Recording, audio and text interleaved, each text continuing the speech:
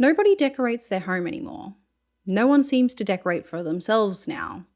It's either for Instagram, the real estate agent, or the easiest thing to get rid of when you inevitably have to move rentals. And honestly, it shows. Everyone has begun to look the same. White walls, vinyl floors, the same 3 IKEA pieces, and maybe a fake plant if you're lucky.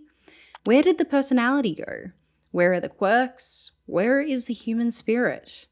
Home doesn't mean home anymore. Hey guys, welcome. My name is Tash. I'm an interior designer that likes making design accessible to everyone, and in this video we are going to be discussing why it seems like no one ever decorates anymore.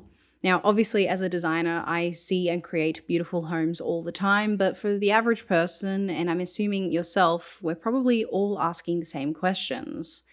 Why is everything so ugly? Why does no one seem to decorate? What changed? Why are we not doing this anymore? Well, I'm going to break it down into 3 parts in this video. We're going to be discussing the history of design and how economies shape it, why copy and paste aesthetics are so prevalent right now, and what we can do to change it. But first, we need to understand how we got here.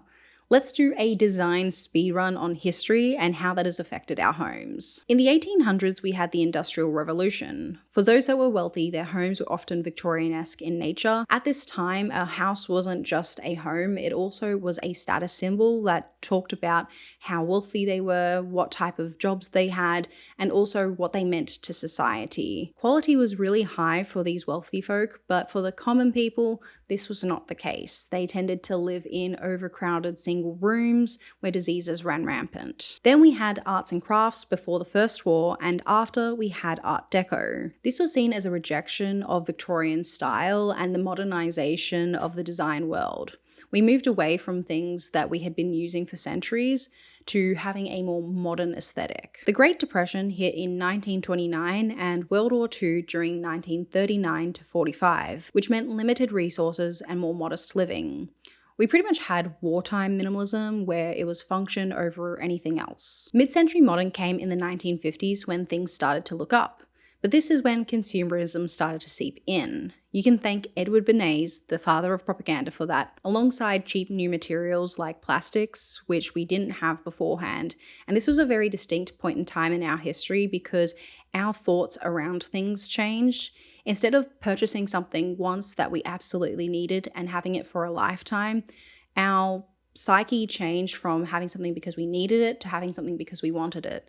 And because plastics and that sort of thing were so much more cheaper, the barrier to entry to get something just because we liked it became more of a possibility. The 60s was hippie, the 70s were groovy, and the 80s was where opulence and excess was cool again. But this time it was for the middle class, and this is actually where we start seeing McMansions become a trend. The 90s tapered off in opulence, but once the 2008 financial crisis hit, many people downsized, and the era of minimalism was born again. But instead of it being a purely necessity thing, it was also seen as a fashion trend as well. So why did I just give you a history lesson? Well, you may have noticed the rise and fall of opulence and minimalism depending on economic times.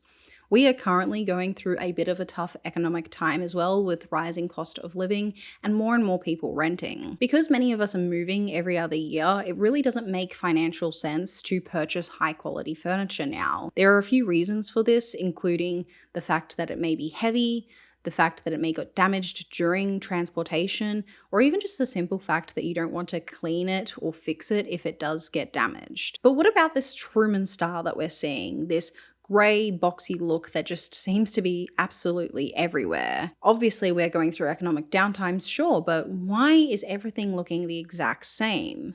Well, something that I haven't mentioned yet that I do believe plays a part in this is the commodification of real estate. Land and homes have obviously always been valuable, but people are now expected to update things the same way to get the maximum on their return.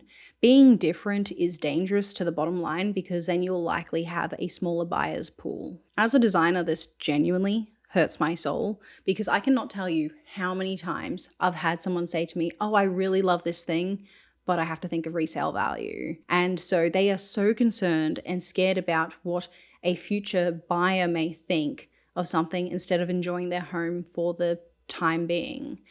And I think we've gotten to the point now that we're so accepting of the fact of just not being happy in our homes and that it's a temporary living situation that people are afraid to do anything that even so much makes them feel as if they're putting down their roots. Because of this, we are seeing less and less homes that are unique, and even something that is unique will likely get a hefty paint job just to fit in. Speaking of fitting in, social media has certainly made an impact on how we choose things as well.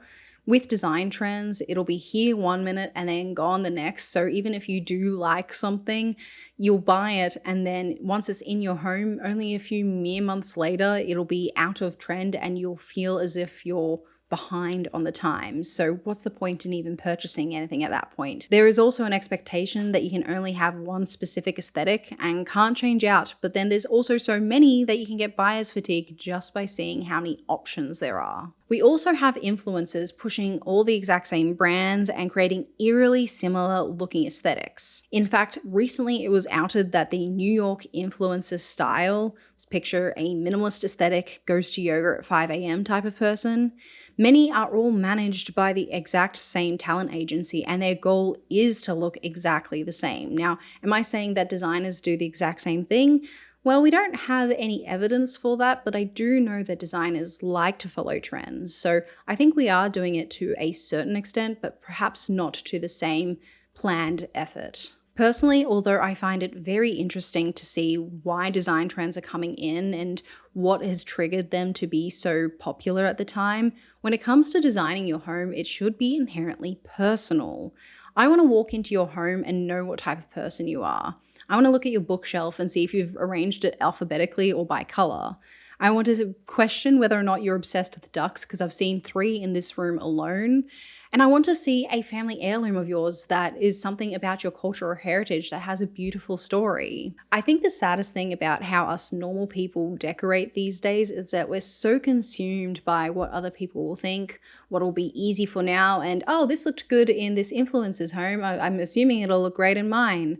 And this way of styling completely erodes our personal uniqueness.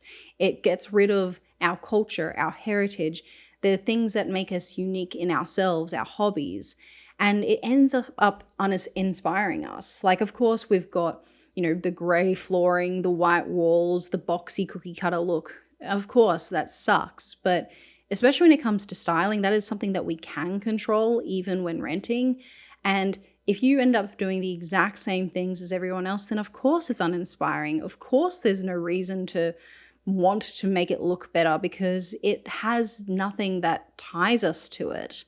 Now, I'm personally not religious, but when I look at art and churches and architecture of that time, I feel inspired. I feel like there's something worth living for. I feel like there's something greater that is inspiring about it. And the way that we decorate now erodes that human element of us, and it makes you sad. So what can we do about it? When it comes to decorating a home, it's something that lasts an entire lifetime, so don't expect to be able to do it overnight. So I don't want you going out and purchasing an entire living room set and thinking that you'll be done for the rest of your life, because it's just not true. You're going to change and evolve over time. Your needs are going to change. So the expectation that you can just get it done and then never have to touch it again, especially with our quality standards these days, is just highly unlikely. So the first thing that you should do is go ahead and like and subscribe down below if you've enjoyed this video and you'd like to see a little bit more of me. But the second thing I want you to do is find one item that you are going to absolutely adore and that will inspire you or make your life better, or something that you feel like you will have forever. I want you to research it in depth. I want you to find really good quality pieces. I do not want you going and getting the cheapest Temu option. I want you to find something that will feel like it will last a lifetime. It doesn't necessarily mean it has to, but I want it to be a piece that you will be proud of. And slowly over time, with just buying 1 or 2 of these pieces that you just never get rid of, you will slowly turn your home into something that you love, even if the house itself is temporary. Outside of the home and in the public front, we can say that we don't want to purchase or rent cookie cutter grey homes. We can go to our government officials and say, hey, that building is ugly that you're planning to build. let's change it.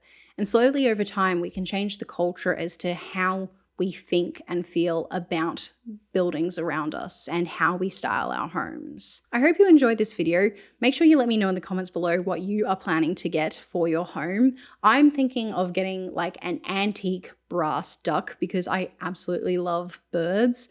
And I feel like that would really reflect me and my personality. So make sure you let me know in the comments below. I'd love to hear about yours. Thank you so much for watching, and I'll see you in the next design adventure.